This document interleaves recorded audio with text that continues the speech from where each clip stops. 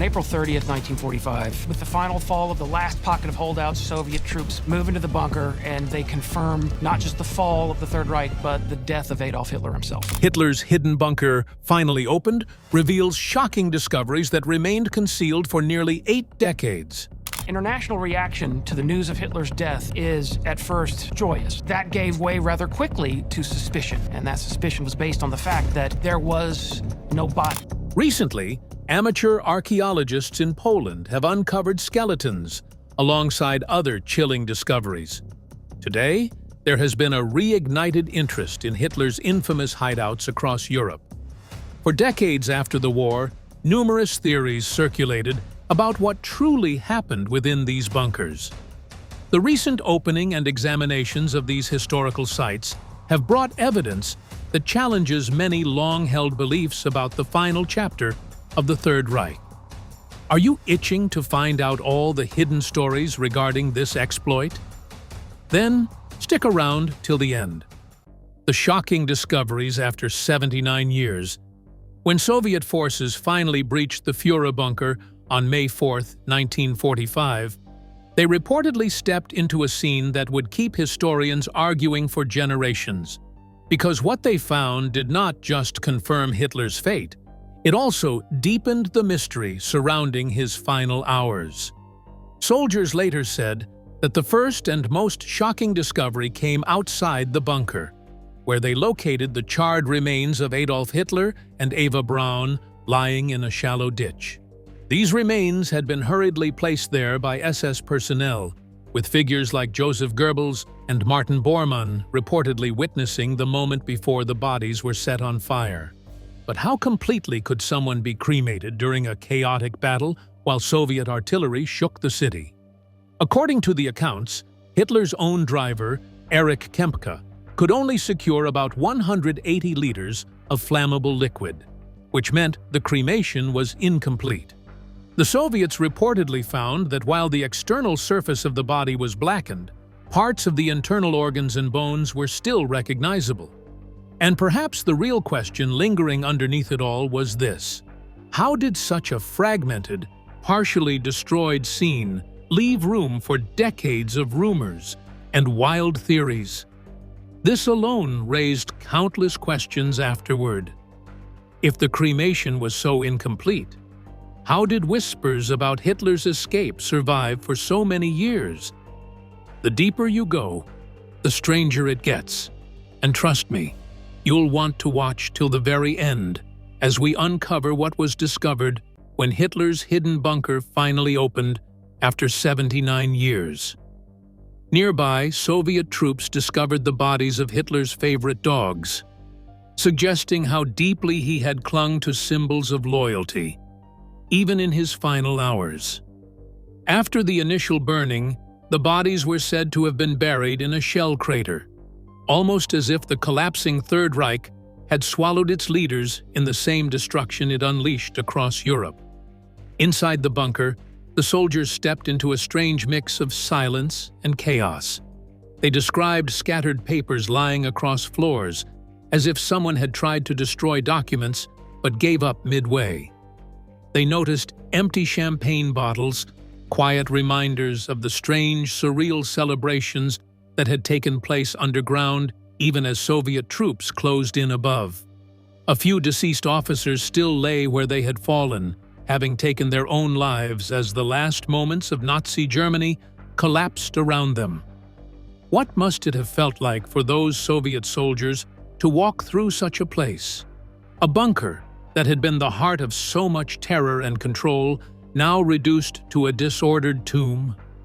Beyond the bodies themselves, the Soviets reportedly collected several personal items that helped confirm the identities of the dead. They recovered Hitler's hats, an undergarment marked with Eva Braun's initials, and stacks of written reports belonging to Joseph Goebbels. These objects were small, but they carried enormous historical weight, because every item contributed to piecing together the timeline of Hitler's final hours. Despite the secrecy that surrounded the Soviet investigation at the time, partly because Stalin himself was obsessed with knowing the full truth, some details eventually reached the outside world. In July 1945, American writer James O'Donnell visited the bunker and documented the interior in the first post-war photographs ever taken of the site's ruins. His images reportedly showed narrow hallways, scraped walls, broken furniture, and the eerie emptiness left behind after the Nazi leadership had died or fled. And one might wonder, if the bunker walls could speak, what stories would they tell about fear, denial, and the last frantic attempts to hold on to power even when reality had already closed in? Altogether, the Soviet discoveries formed the foundation of everything known today about Hitler's death. Yet every detail also carried shadows of uncertainty. The remains were burnt, but not entirely destroyed. Personal items were scattered, but still identifiable. Witnesses had acted under duress, and the final hours had unfolded in fear, secrecy, and confusion. And perhaps the real question lingering underneath it all was this: what truly happens when a regime built on fear, power, and absolute control finally begins to crumble from within?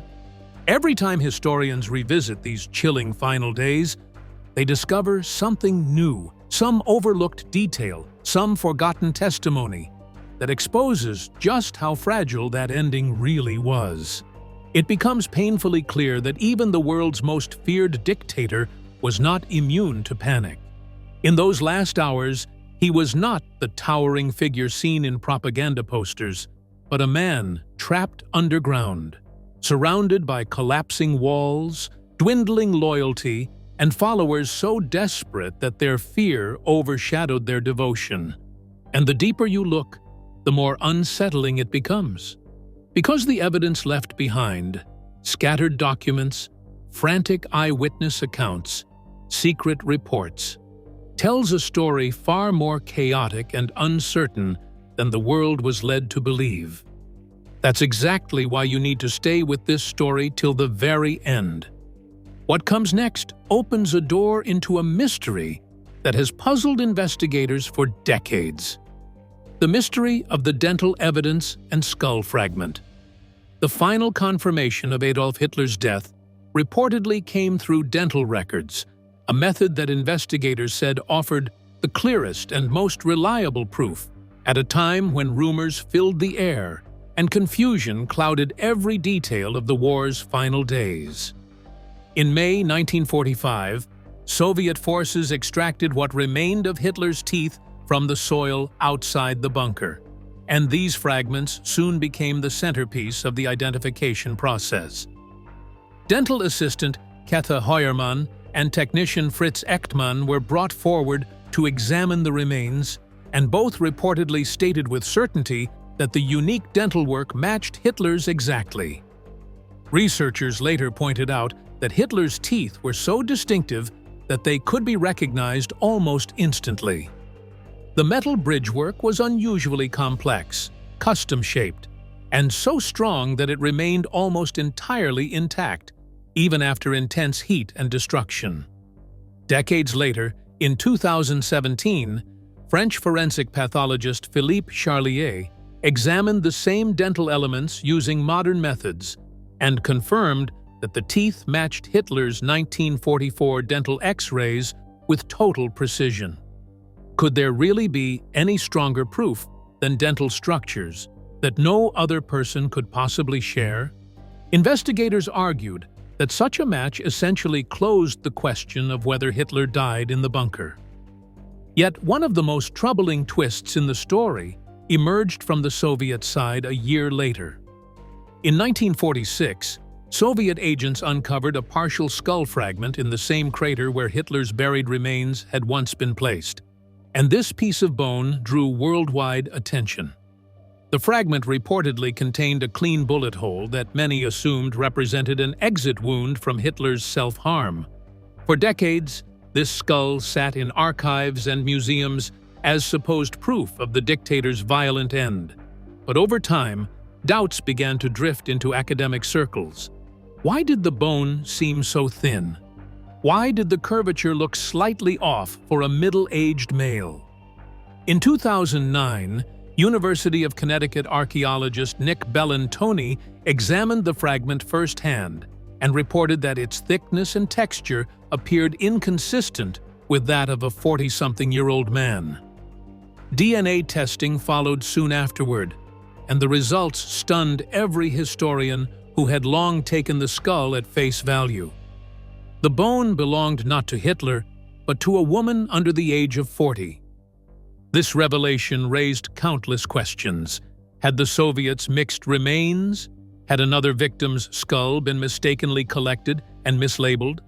Or had the fragment been placed there unintentionally during the frantic final days of Berlin's fall?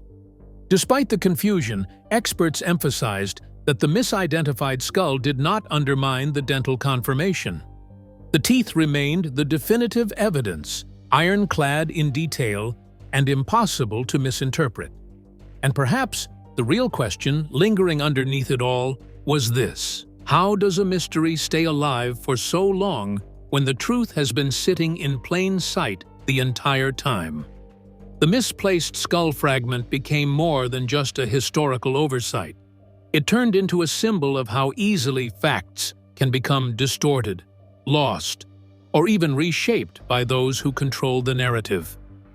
For decades, people accepted the story as it was told, never realizing that the actual proof had always been available, quietly waiting for someone to look a little closer. Still, the unanswered questions surrounding that tiny piece of bone continued to spark curiosity. Historians, researchers, and even casual observers couldn't help but wonder how such a dramatic error managed to survive in the record of one of the most scrutinized events of the 20th century. And the deeper investigators dug, the more unsettling the truth became. Because once the dust settled, the real revelations didn't come from the skull fragment at all, but from a series of artifacts that exposed Hitler's mindset in ways no document ever could. Stay with me till the very end, because what these artifacts reveal is nothing short of chilling. Artifacts that revealed Hitler's mindset. American and British investigators reportedly noted something that immediately raised questions about Adolf Hitler's final moments, and the findings sparked debates that lasted for decades. A significant blood stain on Hitler's bed frame caught the attention of officers moving through the ruined bunker, leading one investigator to suggest that Hitler might have been shot while lying in bed. That idea sounded strange to many at the time, but the stain was so large and so out of place that investigators wondered if the long-accepted version of events had missed something crucial. Could someone really die in one room while leaving unmistakable signs of injury in another? As more rooms in the bunker were inspected, new evidence surfaced. Forensic researchers conducted examinations in 1946 and found blood on the sofa inside the bunker study where Hitler spent his final hours, along with spatters on nearby walls and in connecting corridors. Those stains hinted at sudden violence and rapid movement rather than a quiet, still death. Soviet forces preserved samples from the sofa, and those samples remained locked away for decades, fueling rumors, conspiracy theories, and endless questions about what truly happened during those last minutes. Why would the Soviets preserve biological evidence from such a moment unless there was something important to verify in the future? In 2025, scientists at the University of Bath reportedly conducted DNA analysis on the preserved blood and confirmed that it belonged to Hitler. This confirmation reshaped historical conversations because, for many years, debates raged over whether Hitler relied solely on cyanide, solely on a gunshot, or a combination of both. The DNA confirmation supported accounts describing a gunshot as the fatal event, with cyanide possibly used but not acting as the decisive factor. Investigators explained that the pattern of blood on the study sofa matched what would be expected from a self-inflicted gunshot at close range, while the additional spatters in the corridor suggested movement afterward, likely when staff rushed into the room or moved items while reacting to the aftermath. This raised a simple but important question. How much of the widely accepted version of Hitler's death was shaped by wartime confusion rather than clear forensic science? Experts pointed out that these biological traces gave a clearer picture of the final moments inside the bunker, cutting through decades of claims that Hitler escaped, survived, or faked the entire event. Blood found in two separate locations no longer appeared contradictory once placed in context, because investigators reported that some stains likely came from earlier health episodes, wartime stress injuries, or even attempts to treat migraines and tremors that plagued Hitler in his last months. Meanwhile, the fresh blood in the study matched the fatal injury described by surviving bunker witnesses. Many researchers explained that the combination of blood evidence, dental remains, and Soviet X-rays now formed a complete, scientifically consistent picture. Could such a large set of evidence all point to the same conclusion by coincidence alone? The new DNA results indicated otherwise. Historical analysts said that this confirmation closed one of the 20th century's longest-running debates, because the blood was not just another artifact. It was living proof, in molecular form, that the long-accepted versions of Hitler's death aligned with reality. The bed stain showed that something violent happened in the final days or hours, while the study sofa provided the final, undeniable point of fatal injury. Together, these details revealed that Hitler most likely died from a gunshot, with cyanide playing a supporting but not definitive role. This blended explanation matched accounts from bunker staff who described hearing a sharp crack followed by silence. Could such consistent witness descriptions, forensic markings, and modern DNA science all converge without pointing toward the same truth? The evidence strongly suggested that everything now aligned. As historians reflected on the implications, some noted that definitive answers often emerge only after new technologies become available. For many years, researchers lacked the tools to test old, degraded biological material. Now, advanced DNA extraction techniques allowed a final, science-based conclusion that cut through rumors and misinformation. The preserved Soviet samples, once dismissed as political trophies, became scientific treasures.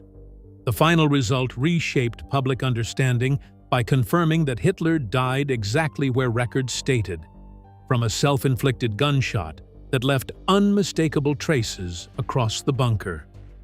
These findings ultimately offered something surprising, a moment of clarity in a story long clouded by secrecy, fear, and speculation.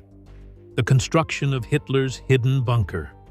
The Führer bunker was described as a desperate creation that emerged only when the Nazi leadership realized the war was slipping out of their control, and the sky over Berlin had become a constant reminder that defeat was closing in. People later said the bunker was essentially born out of fear and stubbornness, fear of Allied bombs that were tearing the city apart, and Hitler's stubborn refusal to leave Berlin no matter how bad things became. He had spent years operating from various field headquarters across Europe, with the Wolf's Lair in East Prussia being the most famous. But by late 1942 and early 1943, the situation had changed dramatically. Allied forces were advancing on nearly every front, and Berlin no longer felt like a distant, invincible capital. So the Nazi leadership decided that an underground fortress had to be built right beneath the Reich Chancellery Garden, a place where Hitler could remain physically safe, while still maintaining the illusion that he was directing a war he was clearly losing.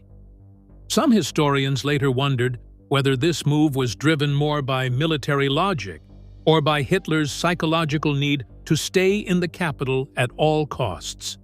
After all, What did it say about a leader who felt the world collapsing but chose to dig himself deeper into the ground instead of facing reality? The construction of the Führerbunker began as an expansion of an earlier air raid shelter, but what it eventually became was far more than a simple protective space. Engineers designed it with extraordinary defensive features, knowing Allied bombs were growing stronger and more precise. The bunker sat about 8.5 meters underground, protected by reinforced concrete walls that ranged from 2.5 to 4 meters thick. These walls were not just thick for the sake of it. They were intentionally built to absorb and distribute the shock waves from explosions. Engineers shaped the ceilings in rounded forms to spread out the blast force, hoping that even if a bomb landed directly above the bunker, the structure would remain standing. And yet, people who studied it later noted that despite all these precautions, the bunker was never completely bomb-proof. As the war progressed and Allied weapon technology improved, even reinforced concrete had limits. This raised another question. Were the Nazi leaders building a fortress of survival, or a tomb they didn't yet recognize as such? Inside, the bunker was equipped like a self-contained world. Multiple sealed entrances with thick blast doors helped keep out debris, shockwaves, and potential gas attacks. There were independent power generators to ensure electricity, even when Berlin above ground fell into chaos. Special ventilation and elaborate air filtration systems were installed because chemical attacks were still a real fear. It was said that the people who designed the bunker knew it needed to operate like a final defensive nest. If the outside world collapsed entirely, those inside could still function for a time. But for what purpose? To continue giving orders no one could carry out? To pretend the war could still be won? Or simply to delay the inevitable moment when everything fell apart? The structure itself consisted of two connected underground sections: the older Vorbunker from 1936 and the newer Führerbunker built in 1943. Together, they formed a cramped, dimly lit underground maze with around 30 small rooms spread across 2 levels. The space was practical, but not comfortable. Narrow corridors made movement tight, especially as more people crowded inside during the final months of the war. Hitler's personal suite included a bedroom and a small study where he continued holding military briefings even when the situation outside had become hopeless. Eva Braun had a room close to his, and various staff members, secretaries, aides, and officers occupied tiny rooms throughout the bunker. There were medical facilities and communication stations, though by April 1945 much of the outside communication had become unreliable as Berlin collapsed. An emergency exit tunnel existed, leading toward the Reich Chancellery, but this escape route would never truly serve its purpose. In the end, the bunker became a sealed world where the final days of the Nazi regime played out in a mix of denial, exhaustion, and fear. People later described the Führerbunker as a place completely cut off from reality, not just physically but psychologically. Above ground, Berlin was being reduced to rubble. Soviet forces were pushing closer every hour, and the war had already been practically lost. Yet inside the bunker, Hitler continued receiving briefings, making demands, and clinging to illusions of last-minute salvation. Was it denial, delusion, or a final refusal to accept responsibility for the destruction he had caused? Many described the bunker as the last chapter of a collapsing empire, a cold, concrete shell where the Nazi leadership retreated underground because they could no longer face the world they had destroyed. The isolation was so absolute that some people later said the bunker was less a command center and more a psychological prison, trapping its occupants in their own failing fantasies. And in this underground maze, the final days of the war unfolded with a sense of suffocation and inevitability. Everything about the bunker, from its thick walls to its sealed doors, symbolized the regime's last attempt to hide from the consequences of its actions. And perhaps the real question lingering underneath it all was this: how does a place built for power, control, and absolute certainty slowly transform into a chamber of fear, delusion, and collapse? Eventually, the bunker, once imagined as an impenetrable fortress meant to shield its occupants from the world, became something far darker. It stood as the silent witness to the fall of Nazi Germany, absorbing every whisper, every frantic decision, every desperate attempt to rewrite a fate that had already been sealed. Above ground, the world had moved past the possibility of victory. But deep below, behind steel doors and dim corridors, the decisions kept coming, driven by denial, paranoia, and the crumbling ego of a leader who refused to see reality. As days blurred into nights, the bunker shifted from a symbol of safety to a heavy reminder that even the most powerful can be cornered by the truth they've tried to outrun. And trust me, you'll want to stay with me till the very end, because what unfolded behind those concrete walls reveals more about human nature than any history book dares to say. Life inside the Führerbunker. Beneath the shattered streets of Berlin, where bombs shook the ground like an endless storm, a strange and almost surreal existence reportedly unfolded as Adolf Hitler and his closest circle retreated into the concrete maze known as the Führerbunker. For 105 days, this underground shelter became their final world, a cramped and dimly lit place where people tried to maintain ordinary routines even as the Reich collapsed overhead. Witnesses later said that Hitler still followed a daily schedule, almost as if pretending life hadn't changed. They claimed he usually rose around noon, spent some quiet minutes having tea with the staff, and then moved into the small conference room for the military situation reports held twice a day. Before April 20th, he was even said to take short walks in the Chancellery Gardens with his dog Blondie, as though trying to cling to the last fragile pieces of normal life. Around 50 people lived and worked in the bunker, including his secretaries Traudl Junge and Gerda Christian, his bodyguard Rokus Misch, who manned the telephone switchboard, and several SS officers who moved through the corridors with a sense of grim duty. Simple meals prepared in a nearby field kitchen reportedly offered the only moments that resembled ordinary life, giving everyone brief pauses from the growing fear that the war was lost. One could imagine the confusion in that underground world. How did they keep pretending life was normal while hearing the Soviet artillery shake the walls? How did people comfort themselves when they knew every passing day brought the end closer? Those last weeks reportedly took an even darker turn as Hitler's physical and mental condition deteriorated before everyone's eyes. On April 20th, 1945, his 56th birthday, he stepped outside for the final time to award medals to Hitler Youth boys who were barely old enough to understand the danger they were in. People who saw him during this brief appearance later described him as a hollow shadow of the leader he once was, frail, hunched, and visibly trembling from what several believed to be Parkinson's disease.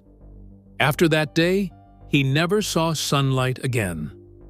The tension inside the bunker rose sharply on April 22nd, when he received reports that his military orders had been ignored. According to witnesses, he flew into a rage that lasted for hours, shouting at his generals and slamming documents on the table. Some staff members later said they had never seen him so defeated and furious at the same time. Was that moment the one when he finally realized nothing could be saved? Was this when the illusion of control fully slipped away? As the Red Army closed in, and the thunder of artillery grew louder, the bunker's atmosphere shifted from desperation to finality. After midnight on April 28th to 29th, Hitler made a decision that startled even those who had grown used to the chaos around him. In a brief civil ceremony held in a small room underground, he married Eva Braun, the woman who had spent years by his side yet remained mostly invisible to the public. Joseph Goebbels and Martin Bormann served as witnesses, and the entire event reportedly lasted only minutes, quiet, rushed, and heavy with the knowledge that there would be no future for the couple outside those bunker walls. Staff members said the ceremony felt more like a farewell than a celebration. And truly, what kind of wedding could occur in a place where every person present knew that the world above them was collapsing? Even in those final moments, people later recalled, there was a strange mix of resignation and disbelief, as though everyone was waiting for an ending they could feel approaching, but still could not imagine fully. Eva Braun and the Inner Circle. Eva Braun reportedly showed a kind of unwavering loyalty that many people later struggled to understand, and she was said to have asked, almost defensively, whether anyone really believed she would let Hitler die alone.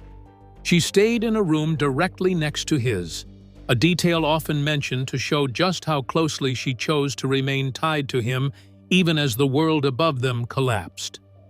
The bunker's population grew more crowded and tense when Joseph Goebbels, his wife Magda, and their 6 children arrived on April 22nd, turning the underground shelter into a strange mix of political headquarters, family living space, and psychological pressure cooker. Martin Bormann, Hitler's private secretary, reportedly held enormous power during these final days simply by controlling who could or could not approach Hitler, which raised the question of how much influence one person could have in a world falling apart. That sense of betrayal and paranoia grew heavier when Eva's brother-in-law, Hermann Fegelein, was executed for desertion, a moment that reportedly sent shockwaves through the bunker because it showed that punishment could fall on anyone, even those connected to Hitler by marriage. The psychological atmosphere deepened into something almost unbearable. Those trapped below ground coped in clumsy, desperate ways, with many turning to heavy drinking, and officers were said to raid the Chancellery's wine cellar early in the morning, as though alcohol would somehow shield them from the reality closing in on them. Hitler himself became more withdrawn and rigid, moving between furious accusations and delusional bursts of hope. At one point, insisting that he could still see until win the war, a statement that left many wondering if he truly believed it or if he was simply clinging to the last fragments of control. In the middle of all this unraveling, Eva reportedly carried herself with a kind of calm that surprised those around her. She talked freely about memories of happier days at the Berghof, almost as if holding on to those scenes could protect her from the chaos pressing in from every wall. What must it have felt like to sit underground, surrounded by fear, ruin, and the collapse of everything familiar, while trying to act as though life still held some beauty? The days stretched on in a grim routine, each hour heavier than the last, until April 30th, 1945, when the end finally arrived. Their deaths sealed the final chapter of the bunker, leaving behind a space filled with silence, unanswered questions, and the lingering sense that everyone inside had spent those last days battling not only the collapse of an empire, but also the collapse of their own sense of reality. With this, we have come to the end of this video. Thanks for watching. If you enjoyed this video, do well to like, comment, and subscribe for more content. To enjoy more thrilling stories, click now on the following video that pops up on your screen.